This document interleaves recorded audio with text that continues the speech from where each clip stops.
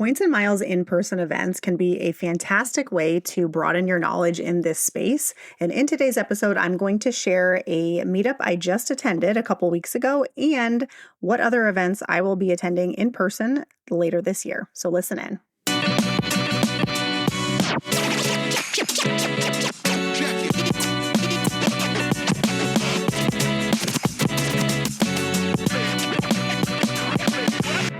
Hi, I'm Raya. And I'm Dwayne. And we are your hosts of the Travel Party of Five podcast, where we share how we travel as a family of five around the world.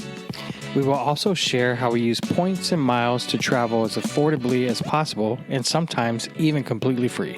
So if you're wanting to travel more with your family, but you're not sure how, we'd love for you to listen in. So welcome to our podcast, where we hope you learn a thing or two to get you closer to your next trip.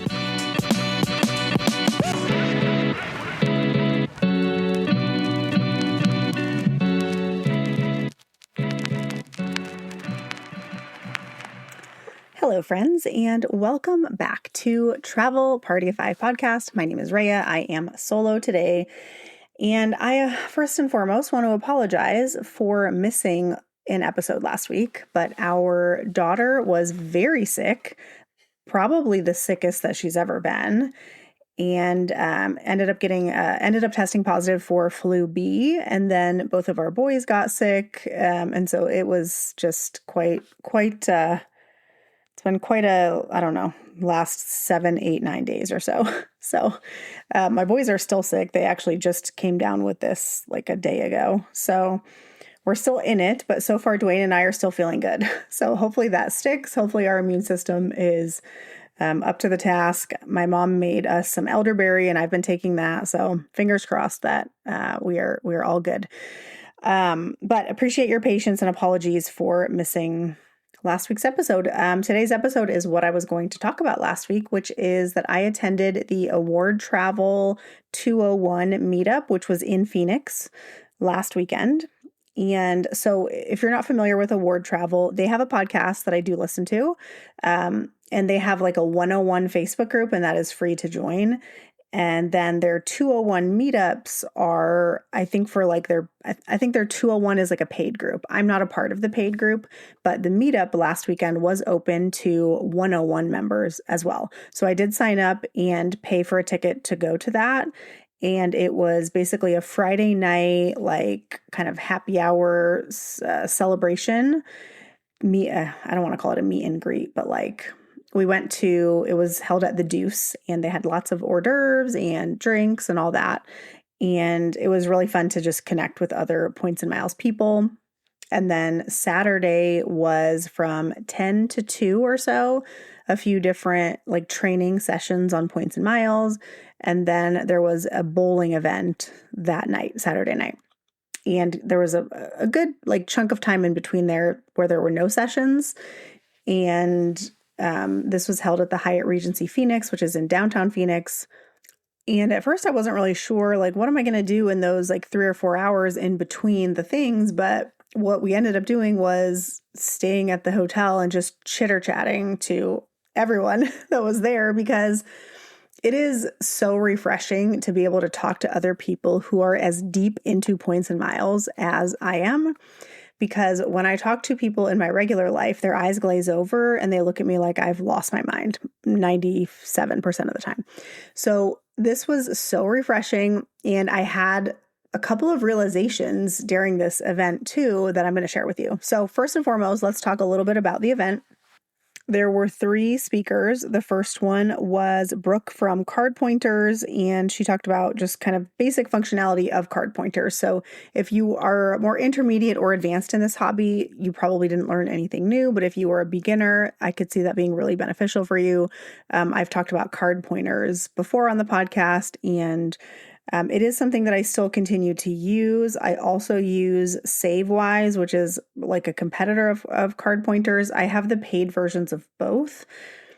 So the reason I have both is because either one or the other wasn't working properly for me. And the biggest benefit to me for these tools is adding offers to all the cards that I have automatically.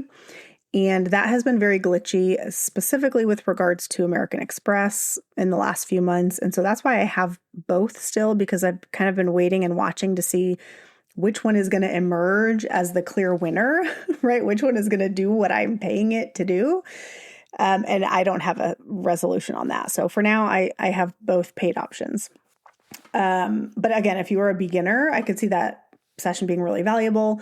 The second session was Marty Paz, who was, I think, either like a co-host or sponsor or something of Chicago Seminars, which I'm going to talk about later on.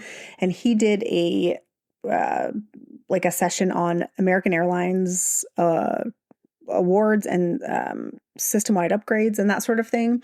That was very interesting to me because I am heading down a path towards the highest American Airlines status this year. I'm going to do that through spend. I'll talk a little bit more about that at the end because I did just open a card to help with that I'm going to share with you. It's nothing groundbreaking. I'm just trying to segment this to talk about first the event, then the future events this year, and then some card updates at the end. So, and then the third speaker was a guy who owns like a gift card selling business, I guess. Like if you want to sell gift cards, he buys them. And that was fine, I guess. So overall in all 3 sessions, definitely geared maybe like beginner to intermediate points and miles knowledge. But I did really enjoy getting to meet other people in this space, a lot of whom are also in other groups that I am a part of. And I did learn a ton from Marty's presentation about American Airlines. But beyond that, all of the like tidbits that I gained were just from talking to other people who were not presenters or anything like that, just in random conversations. So, for example, one guy made a website. I think he vibe coded this website, which vibe coding was a new term to me in the last few weeks that I recently learned. But his website will basically tell you. You answer a few questions about how you booked your trip, and it will tell you whether or not the credit card that you use to book or the insurance plan that you have is going to cover, X, Y, Z. Will it cover a hotel if I have to book a hotel because my flight got canceled? Will it cover like luggage? Will it cover that sort of thing? And that was, let me think of the URL. That is called, or the URL is unscrewed.ai, and you just click get started, you answer a few questions, and then it'll tell you, what kind of coverage you can expect. So I thought that was pretty cool. So, I can link that in the show notes if you want to check it out. I went through using the example that we just experienced in Thailand, and currently it's only set up to do like canceled flights. So there's flights, and then there's baggage, and there's health, like medical issues. Those are the next 2 things he was going to work on to add in. But for now, it's like canceled flights only. So keep that in mind. But I thought it was a cool tool to check out and something you could easily like do, in just a couple minutes if you were stuck in a situation where you bought a flight with your Chase Sapphire Preferred and it was canceled, and now, what are your protections? I would take it all with a grain of salt, right? Because it was, partially created by AI, but if it were me, I would probably use it as a decent guideline as to what I could expect. So check that out, I guess, if you want. And there were just so many other things like that. Like I met a very nice woman who's working on like a travel planning, organizing app, which I think is very needed in this space because all the ones that I've tried, I haven't loved. And so I'm excited to kind of see where that goes and how that can evolve over the next few months and try that out. All in all, here's what I realized. So I was there on Saturday. First of all, I went Friday night, and then I was there also on Saturday from like 10 in the morning until 10 o'clock at night. And we are just jabbing nonstop about points and miles and all the things. And one guy that I met really, I thought, summed it up nicely. And I'll share with you what he said. He said, in this room, there are a lot of expert earners and some expert redeemers. And he said, I personally am an expert redeemer, but I'm really not an expert earner. He does have a a way that he earns a lot of points that really works well for him and his situation, but it's very niche and really wouldn't work for most people. So I'm not even going to go into any of that. But the way that he put it, I thought that is a great way to sum up what you can learn at events like this. So here is my takeaway. If you want to get very deep into points and miles and how can I earn more points and how can I better redeem the points that I have, to accomplish whatever your goals are. If it's business class flights, fine. If it's just flying economy and getting your family to like Japan, fine. Like whatever it may be, the way to learn as much as you possibly can is going to be to go in person to events like this. There's only so much available online. And I say that knowing that there's a wide wealth of information that's available online. But once you get to a certain level, you're going to be stuck unless you either go in person to events like this or you start paying for either paid podcasts or paid group memberships or that sort of thing. You're going to get to a certain point and you're not going to be able to go any further with the free information that's available online. Even if you've bought somebody's points and miles course, I can assure you that the information that you would learn at an in-person event is going to be wildly different than what is in their course, even if you paid for it. So I think if you're at that point, then I would start to look up maybe what events you want to try to attend in person. And I know it can be overwhelming, especially if you're more introverted. It can be like scary, but I mean, really, you could go to these events and not talk to anyone if you really wanted to and still probably get a good amount out of it.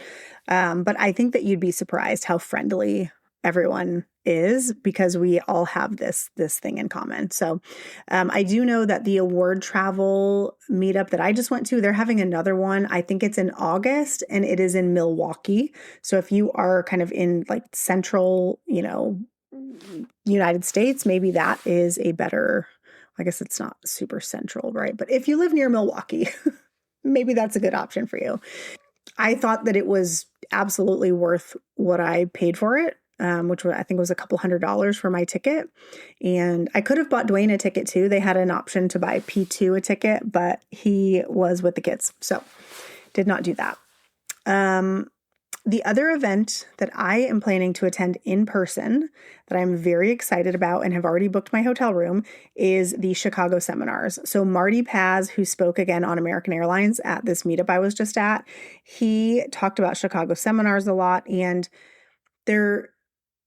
I don't really know the lore here, but I think that it used to be one big group and then it split off into two different seminars. So now there is Chicago Seminars, the original Points and Miles event, and there is also something called the Chicago Points Travel Festival, and that is also later this year. The Chicago Points Travel Festival is the one that the Frequent Miler team is going to be attending. And I tried to get tickets for this last year. Like I tried in October for the event that's coming up this fall. And I was too late. Tickets were already sold out. So I am on the wait list and I have been on the wait list for like probably 6 months now. So I really don't have high hopes that I will get off of the wait list.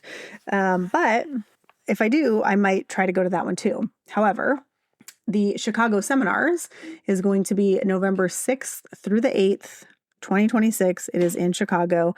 I've already booked my hotel for that, for those dates. I haven't booked airfare yet because the tickets are actually not available yet. So as long as I'm able to get tickets, which I will be buying them as soon as I'm aware they've been released, I will be attending that event 100%. Because I just thought if I got this much value out of a few hours at, this much smaller meetup, think of what I can get out of a 2.5-day event with over 500 people. And so I'm very excited about that. Again, it is November 6th through the 8th. It is in Chicago. It is actually held at the Hyatt Regency O'Hare Airport, I think is what it's called. And so that's the hotel that I booked on Points. So check it out. And if you are planning to go to that, send me a DM and I will talk to you if you don't know anyone else there. Happy to do it. So again, yes, I'm keeping an eye out for tickets to that and hoping that they get released soon, but I really have no idea when they could be released. So it could still be months. I'm not really sure, but I have every intention of attending that. So very excited. If the Milwaukee thing or the Chicago thing is, maybe doesn't work for you, I would just go to Google and type points and miles events in whatever city that you're in and see what comes up. A lot of different groups have different meetups. I know the 10X travel group has meetups in different cities, usually once or twice a year. And I have to assume that other groups do too. So I would just do a search for that and see what comes up and just go check one out, because I was really not sure what to expect and left feeling pleasantly surprised and invigorated that there are other people that I can talk to about all these things without sounding like a crazy person. Oh, and no one bats an eye when you're like, oh yeah, I just took my family of 5 to, Thailand. And last year we went to Japan, we went to Europe twice. And later this year, we're going to go to Switzerland and Italy and Scotland and London. No one blinks because it's normal.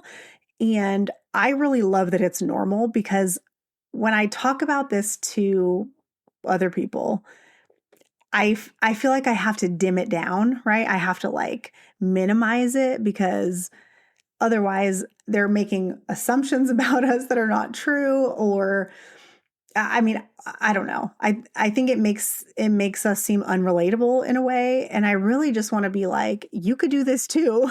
Let me show you. But people don't want to for whatever reason. So, okay.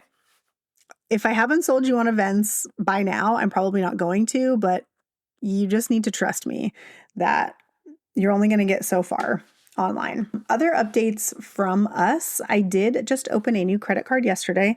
So I have made it my mission to get executive platinum status with American Airlines this year. I currently have platinum status, which I just got in March. And I have been a little iffy on the benefits, quite frankly.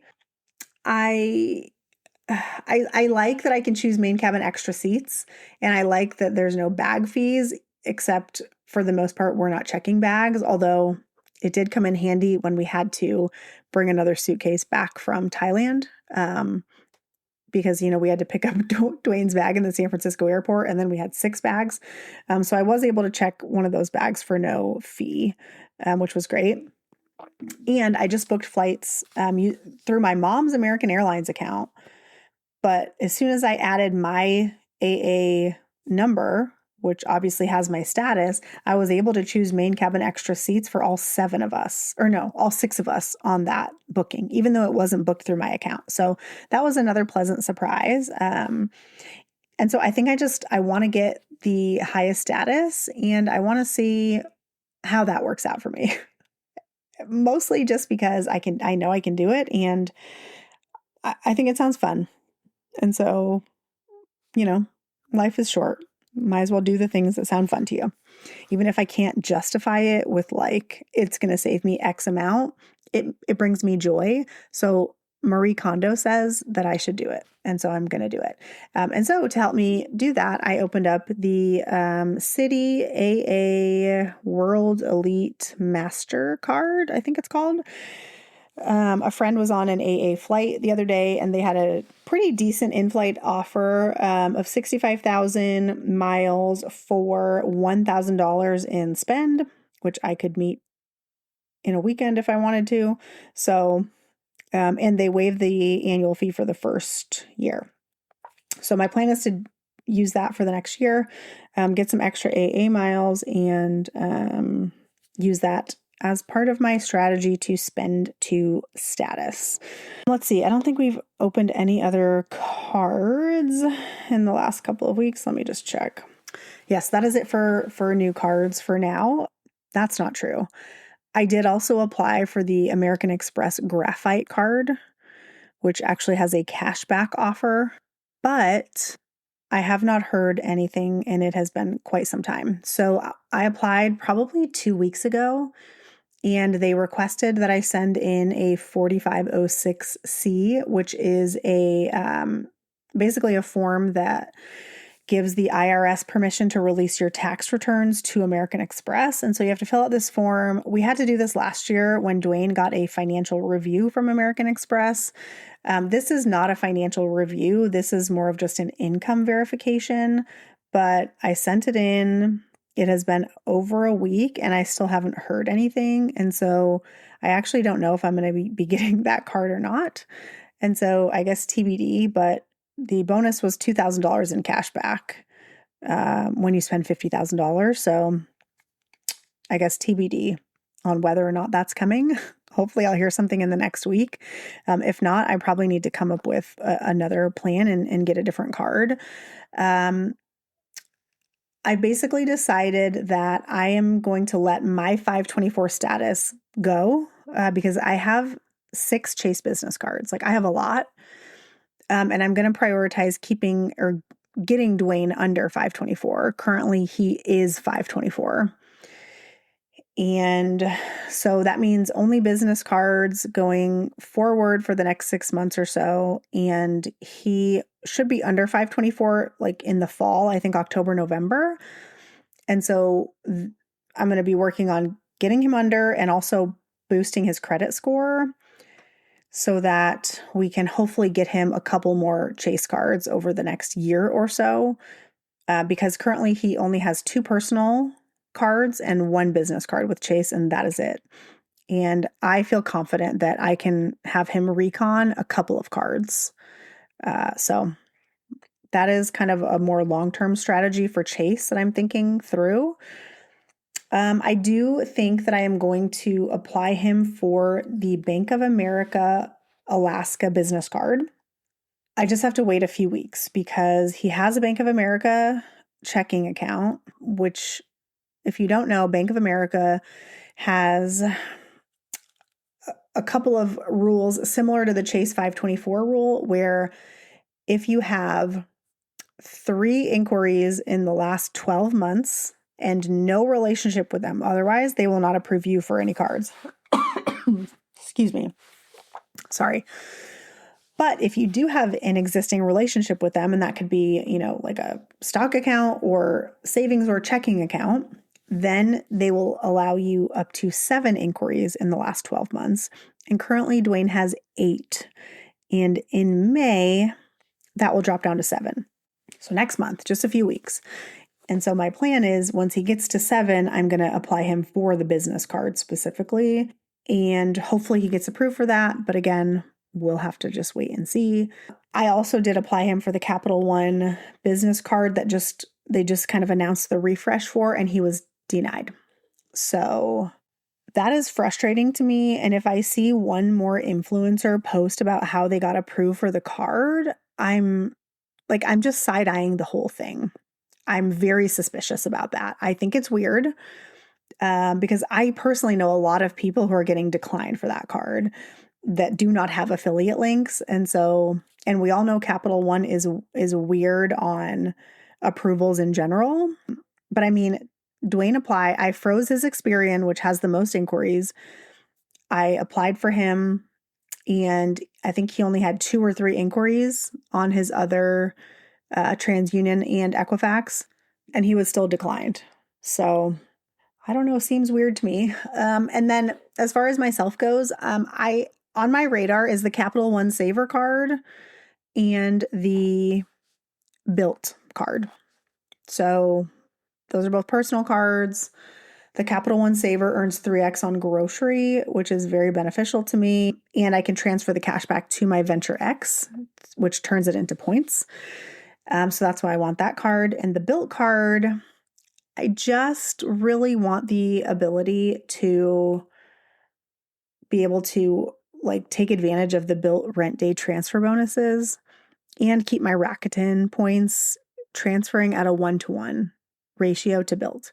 So since I'm not concerned about 524 for myself anymore, those are the next 2 cards that are on my radar. But I have to wait because my credit score is in the toilet right now. It is currently 711 and it was over 800 a month ago. So I am really focused on getting my utilization down a lot. And that should happen in the next week or so. And then I'm expecting and hoping that my score rebounds pretty quickly.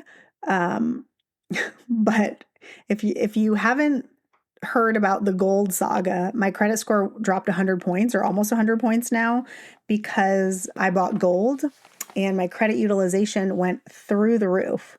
And that was something that I had not considered before because my utilization was never very high.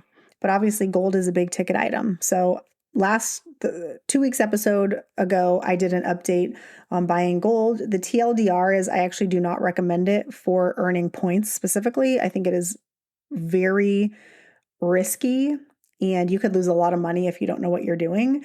And my credit score dropped almost 100 points at this point. So again, I'm not that stressed about it because I know it's going to go back up, but it is preventing me from applying for cards right now and getting a good credit line. So,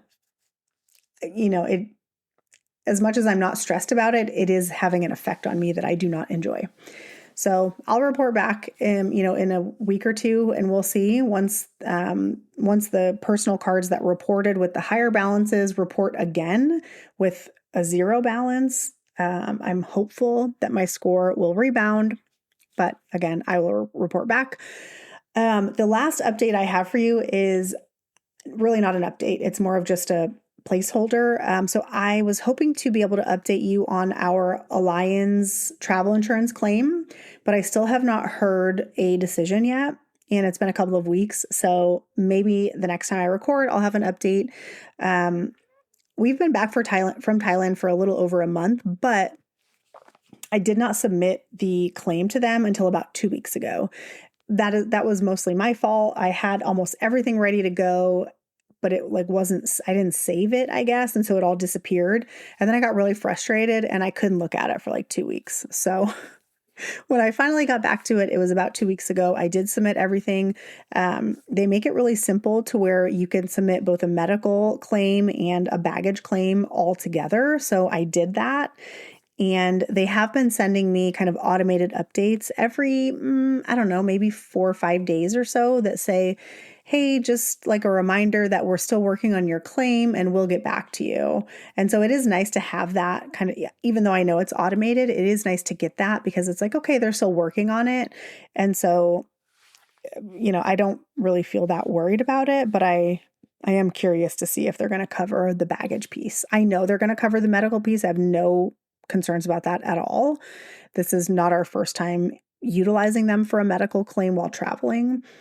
But the baggage claim, I'm a little unsure about because the airline didn't lose the bag, right? It was technically stolen, and I'm using air quotes, because, someone took it off of the plane without us realizing. And so anyways, we'll see. I'll report back. Hopefully this episode was a little bit helpful for you. I cannot stress enough how important it can be to go to these in-person events. I feel like I've, in the last maybe 6 to 8 months, met some of my very closest friends now, in the points and miles space due to Instagram and going to meetups and, partially thanks to this podcast, right? Because people have DM'd me and now we're points and miles besties. Hi, Melissa. I really, really value that a lot. And I just think if you are like me and when you talk to people about this kind of stuff, they kind of think you're nuts, come to a meetup and hang out with people that understand. Okay. Catch you on the next episode. And thank you so much for listening. As always, if you have questions, or if you're going to attend any of the meetups that I talked about, send me a DM on Instagram. Talk to you later. Bye.